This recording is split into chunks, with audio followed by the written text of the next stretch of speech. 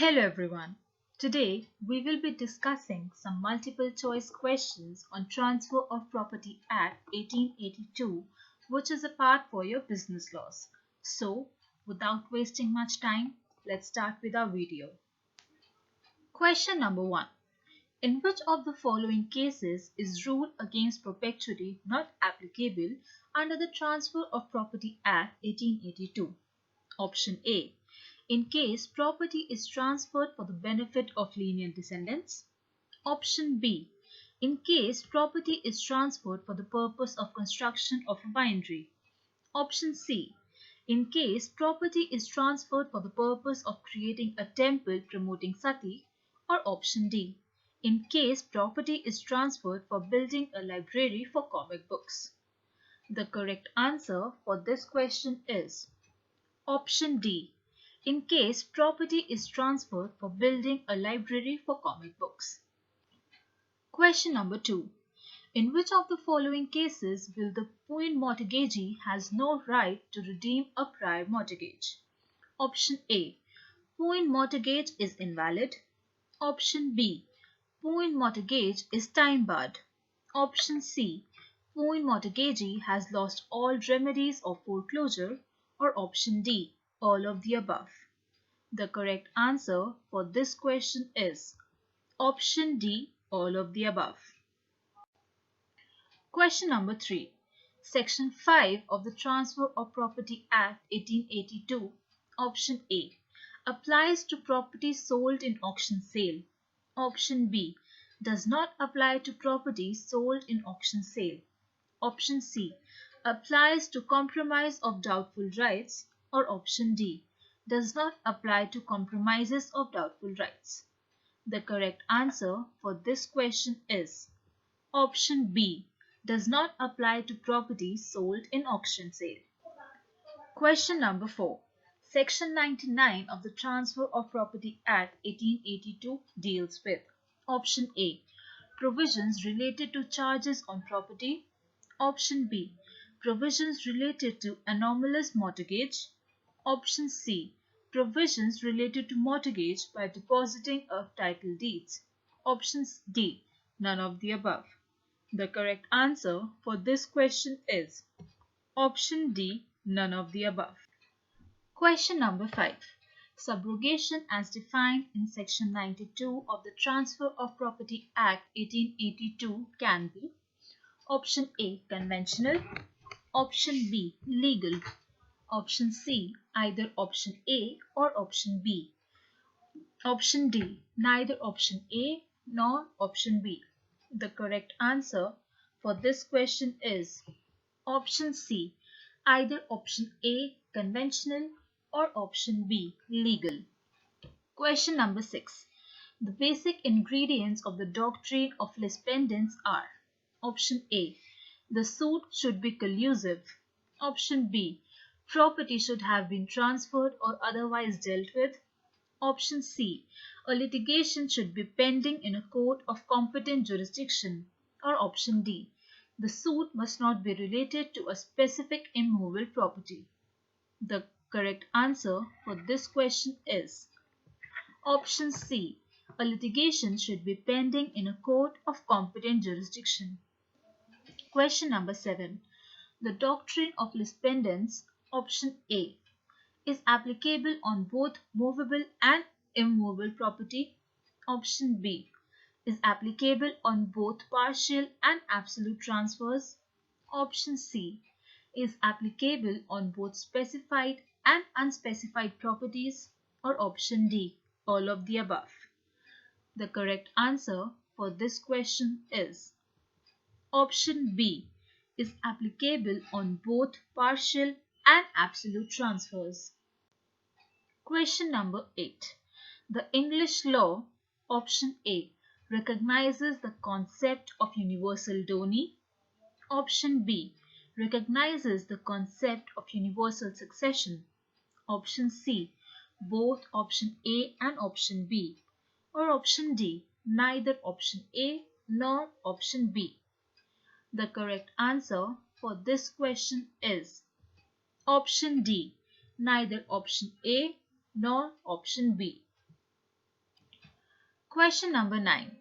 The English rule against perpetuities deals with option A.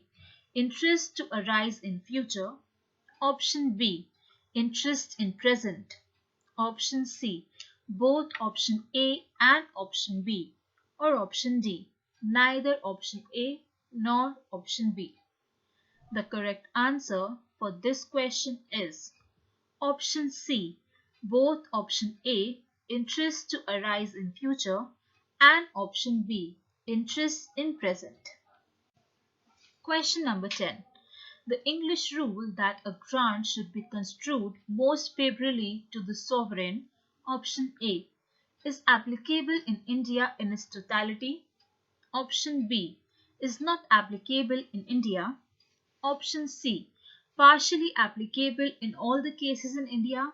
Or option D, partially applicable to some of the cases in India. The correct answer for this question is option B, is not applicable in India. Question number 11. The first draft will of Transfer of Property Act 1882 was made by option A.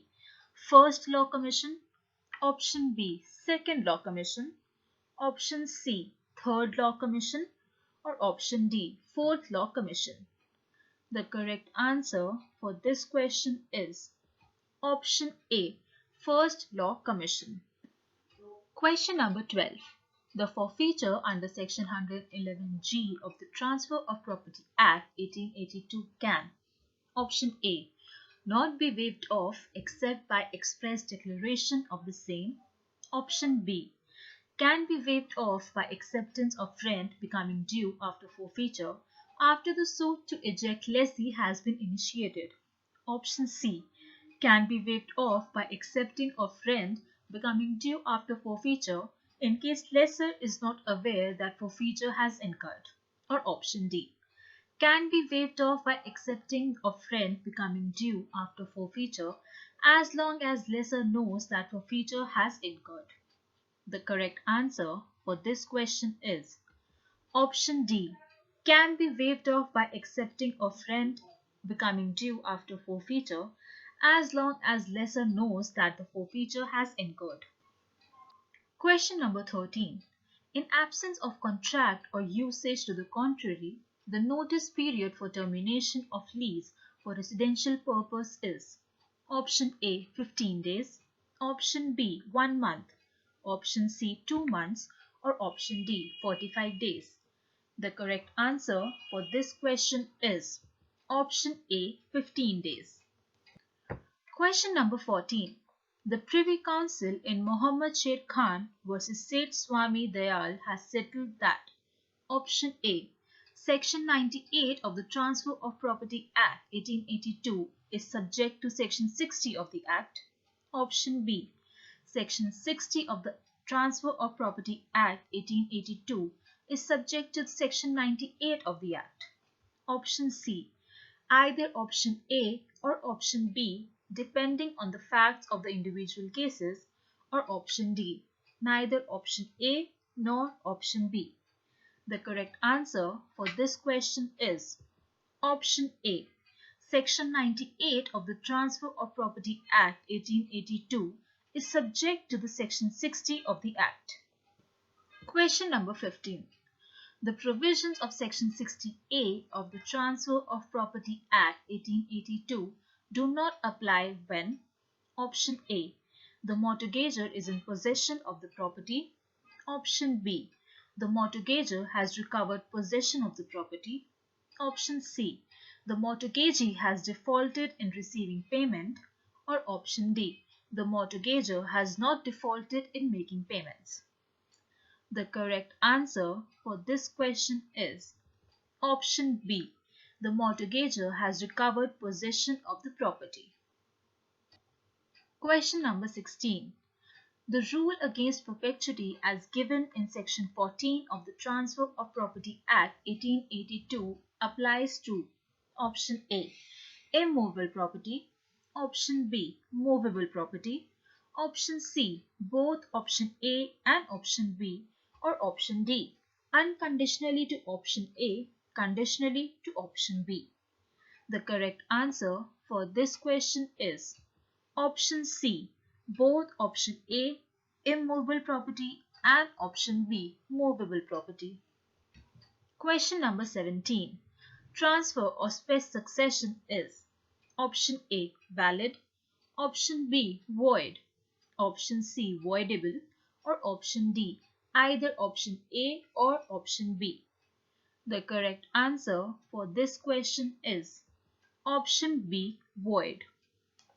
Question number 18. Under the provisions of the Transfer of Property Act 1882, if there are patent defects in the property, option A, the maxim of caveat emptor will apply, option B, the maxim of ubrime fide will apply, option C, both option A and option B, or option D, neither option A nor option B. The correct answer for this question is option A, the maxim of caveat emptor will apply. Question number 19. A transfers property to B for life and after his death to C and D equally to be divided between them or to the survivors of them. C dies during the life of B. At B's death, the property, option A, shall pass to D, option B, shall pass to any person, option C, shall pass to person who is specifically named in transfer, or option D, none of the above. The correct answer for this question is option A, shall pass to D. Question number 20.